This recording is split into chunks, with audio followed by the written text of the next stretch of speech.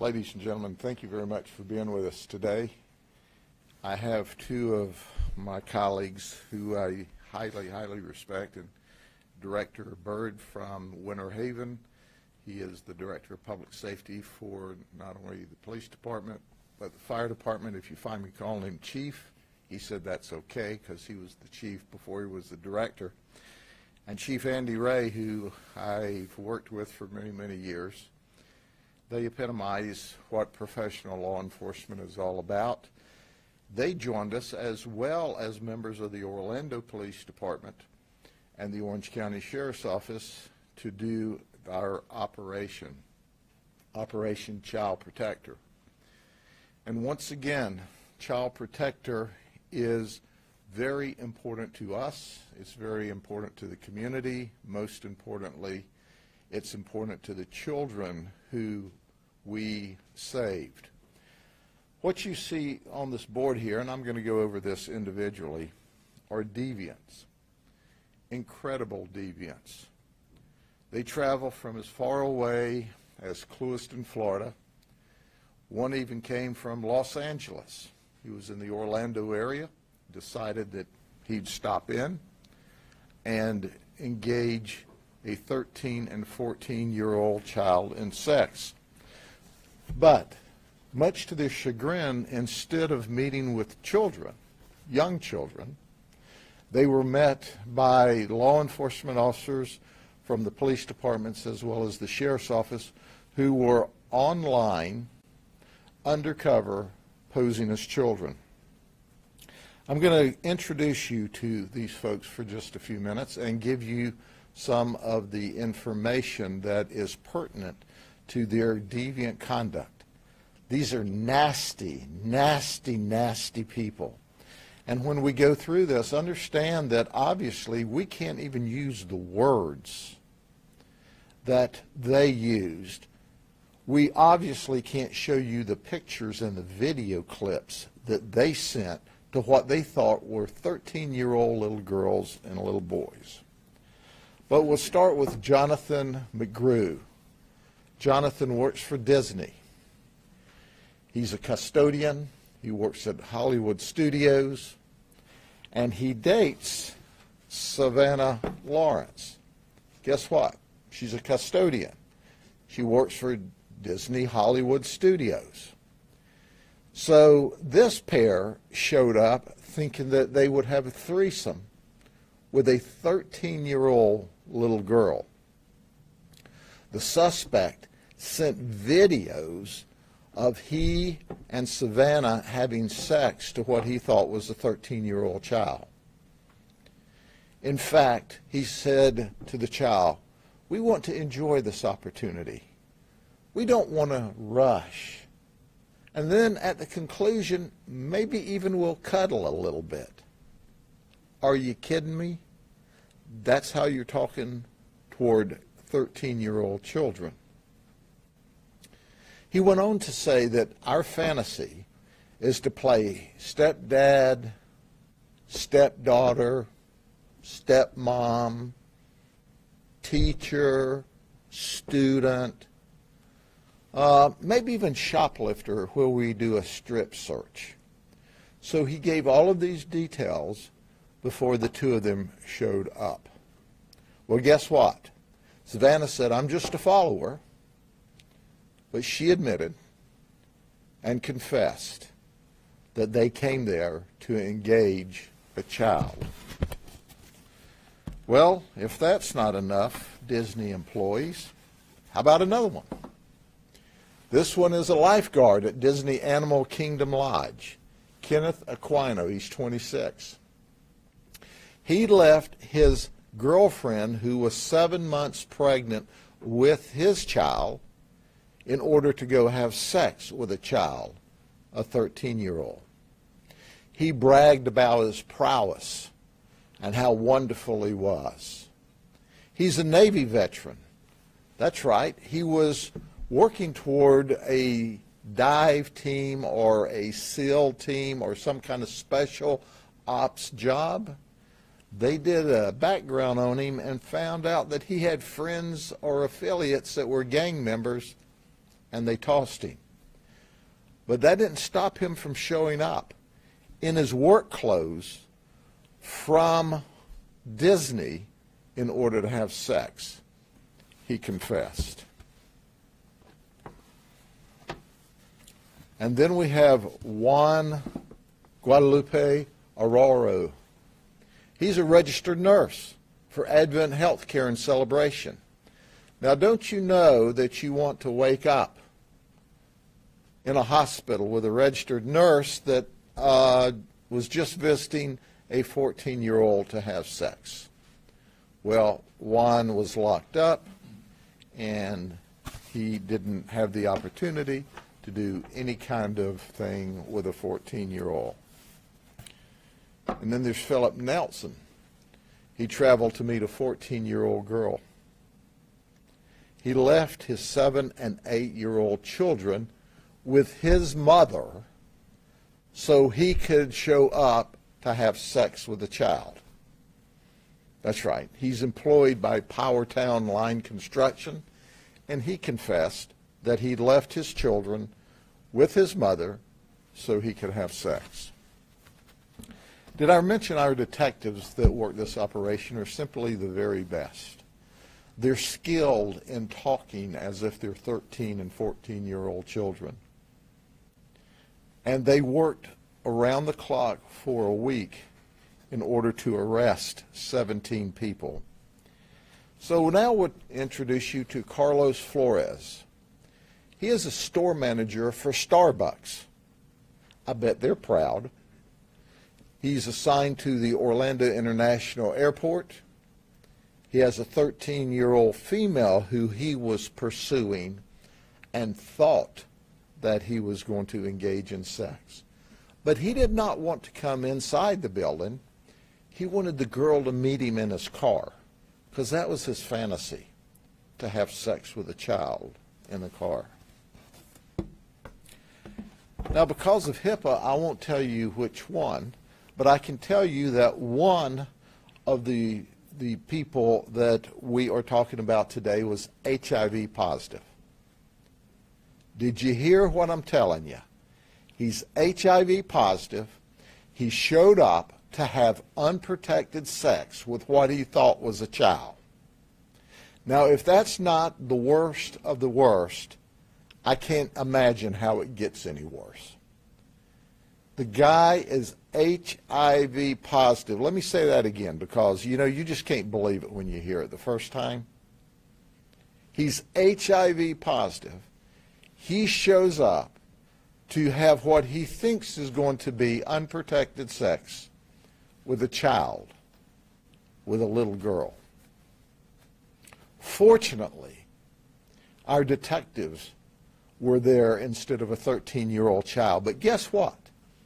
Had it been a curious little girl as opposed to our very experienced detectives, she would have been directly exposed to HIV this weekend. And then there's Thomas Snyder. He is a custodian. There's something with custodians, this operation. But he works for Valencia Hills Nursing and Rehab Center in Lakeland. He thought he was showing up to have sex with a 14-year-old boy. In fact, he was at work when he was carrying on the conversations with the undercover operatives. You can't make this up. You can't make up what I'm about to tell you.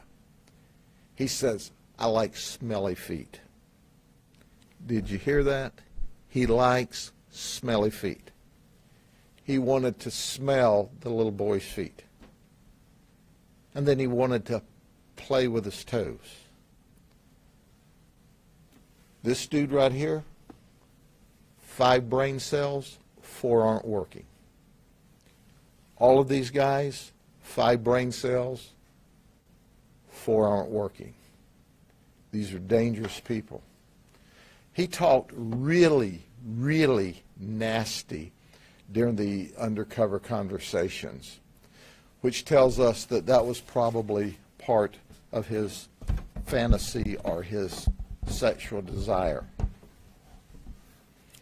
And then there's Jeremiah Davis from Clewiston. He came from Clewiston. He is a garbage truck driver. That's what he does. He hauls garbage to the dump. Well, we hauled him to the jail. He's also an Army veteran, and he thought he was going to show up for a 14-year-old girl.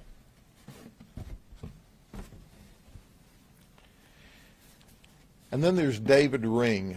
David Ring's not employed, but he sent videos doing nasty things to this child, what he thought was a 14-year-old girl. He liked to talk nasty. He had a lot of deviant comments that he made along the way. He said his fantasy was to meet her in a pharmacy bathroom to engage her in sex. This guy's got a problem. The reality is they all have a lot of problems that they've created for themselves by violating the law, and we want to send them to prison. We want to keep them away from little girls and little boys. Then there's Jared Justice, all the way from Los Angeles, California. He showed up on vacation, but he only needed to buy a one-way ticket because he's not flying back to Los Angeles anytime soon. He's married. Mrs. Justice, did you hear that? Your married husband showed up from Los Angeles thinking he was going to have sex with a 13-year-old little girl while you're in Los Angeles behaving and holding the house down. His last name is Justice. That's what we're going to get. Justice for justice. And our justice for justice, we hope, will be 10 or 15 years in prison. This ain't California. You know, there won't be a wave and a smile and out the back door here. Oh, he brought condoms and candy. Sour Patch Kids. I don't think they came from Los Angeles. He stopped at the convenience store.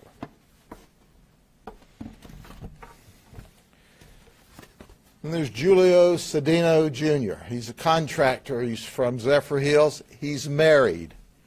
He thought he was going to have sex with a 13-year-old. Now, all he did was transmit harmful materials. He would not travel. So he's married. He talked about having sex with a 13-year-old child, but he only transferred harmful materials. What does that mean? Nasty photographs, usually of himself or of some other deviant sexual acts. I don't think his wife's going to be happy about this.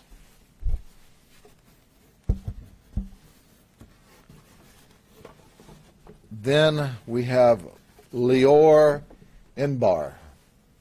He delivers pizzas for Domino's out of Orlando. He thought he was going to have sex with a 14-year-old child. And he wanted to have a safe word for her. Well, we have a safe word. Jail. He's in jail. He can't hurt her or anyone else. He lived with his parents. A lot of these folks live with their mom or live with their parents. Then there's Joshua Ortega. He says he worked at the L House. He lives with his mom. He wanted to have sex with a 13-year-old girl.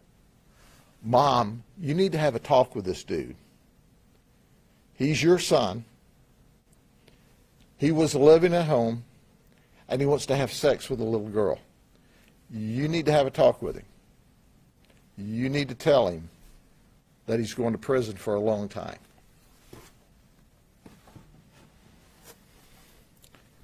The last one I'm going to speak about here is Edward McGaffigan. He's from Orlando. He says he's a professional poker player. He lost. It didn't work well. He doubled down, and we trumped him. He sent harmful material. He thought it was a 14-year-old girl. So when we went to pick him up, we actually showed him the chats. You know what he said? Oh, this is real bad. No kidding. It's real bad. Now you say to yourself, Self, why didn't he travel? He couldn't travel. Somebody stole his car.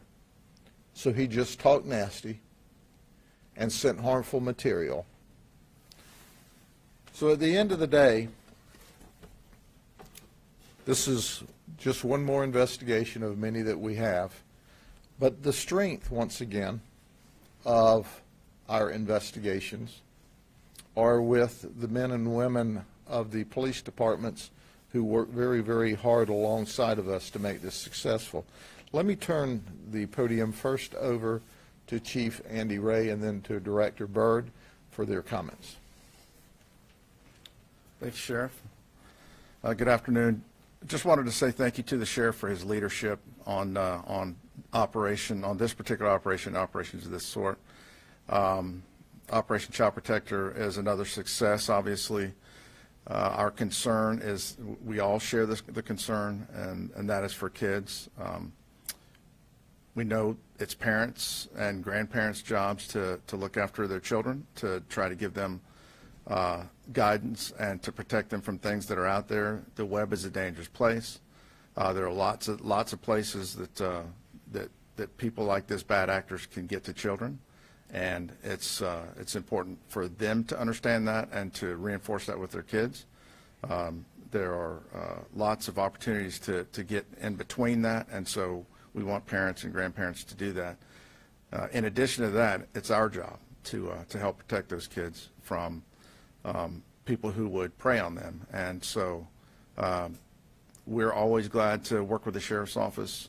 We have a great relationship in Polk County, all the agencies here, and anytime we can work together to make the county a safer place, especially for children, we're going to do that. So thanks for the opportunity to work with you, Sheriff, and we look forward to the next time. Thank you, Sheriff. First and foremost, I think the message needs to be, parents, wake up, pay attention. These weren't actual children that were victimized here, but these predators are out there. Don't forget that. Pay attention to that. Listen to this. That's what these messages are for. The second thing is, it absolutely baffles me that we continue to do these things and we keep having results like this. Right here. It's not going away. Again, parents, pay attention to the message. They're not going away. And the next thing I want to say is I appreciate the relationships in this county with our fellow agencies. The Sheriff's Office, I think you're going to have to go a long way. Actually, I don't even think you'll be able to find one with relationships that we have in the county anywhere in this country like this. We work together, and I want to commend the detectives that put their heart and soul into this. And y'all need to remember something as well on these detectives. They're dealing with these guys and all that nastiness that they're doing. They got families at home. They got children at home, grandkids at home, and they're having to deal with this nastiness.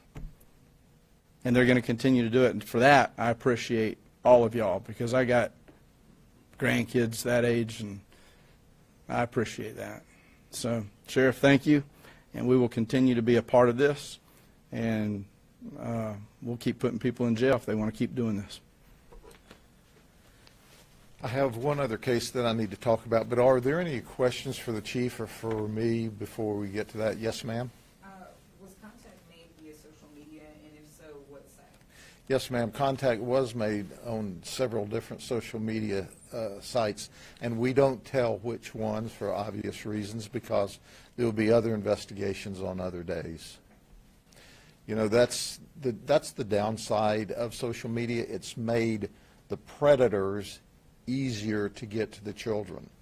and they are online scouring for children. So don't think that this was their first time, and don't think that they haven't found some child in the past to attack. But on this day and this time, the detectives from Orlando, Orange County Sheriff's Office, Winter Haven Police, Auburndale Police, and the Sheriff's Office stopped them. And our goal is to send them to prison for a long time. Other questions? Sheriff, the pool seems to be getting smaller. I mean, you've done a ton of these over the course of years. Do you think some of these guys are finally getting the message? You know, you would like to think that the ones that weren't locked up, maybe they've gotten the message. Some of them have gotten a little more difficult to arrest. Some of them just won't come to Polk County any longer. But my colleagues do these operations around the state, and we partner up, like we'll go help other jurisdictions in other parts of the state, just as Orlando and Orange County came to help us this time with Winter Haven and Auburndale, who's there every time with us.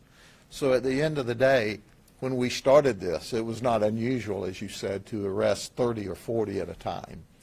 But 17's the most we've gotten in a long time, unfortunately. So they don't go away. And as you can see, these are not kids. These are not kids doing stupid stuff. These are adults, at least chronologically. I'm not sure where they are mentally to do something like this. But So why the difference in numbers? I think that we are effective at locating them. There's a lot of these folks that are currently in prison from past operations. There are a lot of them that are now designated sex offenders that may be out of prison, but we watch, and they can't legally have access to technology, which that cuts down the population.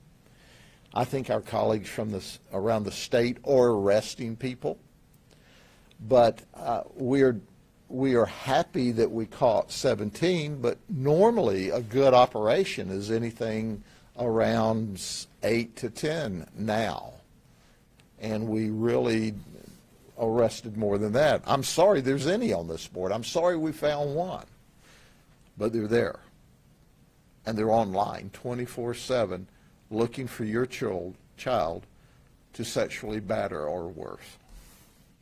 Are they themselves on their profiles, or are they posing as others? Well, they do it different ways, but no, usually they just hit us up and communicate, but they like to get off of the social media and then chat or move to a different platform. So they may find us in one platform, then they want to move to talk. A lot of them like to talk. They like to talk nasty. They may move you to another platform and or through whichever social media. Then they start sending pictures of themselves nude and themselves doing deviant acts or participating in deviant acts. You can't imagine, because normal people can't, the things that they were doing and saying to what they thought were children. Yes, ma'am? So, you use these people,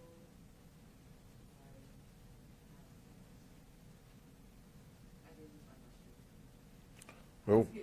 Well, when you think about it, ask me again, because I'm not going anyplace. Okay, so, yes, do these people, I'm sorry, I don't know how to word the question, but, what? I apologize. Let's hang in there. And if this one gets past you, we'll have another operation. Just write it down and save it for the next one, because it'll be applicable then. Yes, ma'am? So it sounds like you all posing as a child reached out to them, or did anyone first reach out to the posed child? We post, Okay. and sometimes they post. So we search the web, and they're searching the web, and then you meet. What normally they go to childlike places where children would be.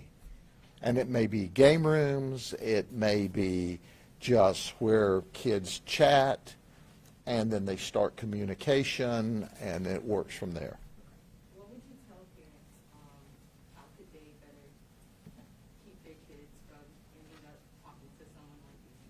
Absolutely. First and foremost, you may have seen some advertisements we've done through billboards. We can't even get the cell phone providers to provide the cell phones with the child lock on their cell phone. So we tell everybody to lock the children's cell phone. You've got to know who your children are talking to, who they're communicating with. There's several professional apps that you can, as a parent, get.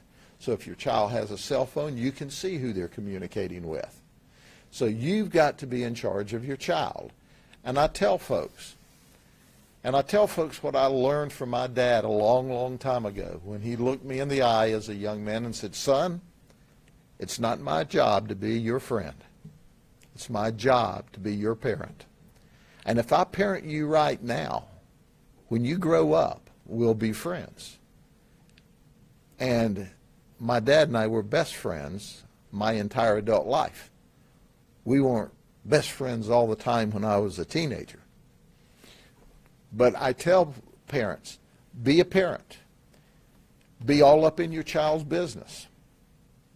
Know who their friends are, know who and where they're communicating. It's the only way to keep these folks away because they know how to talk kid. They have charisma, they have personality.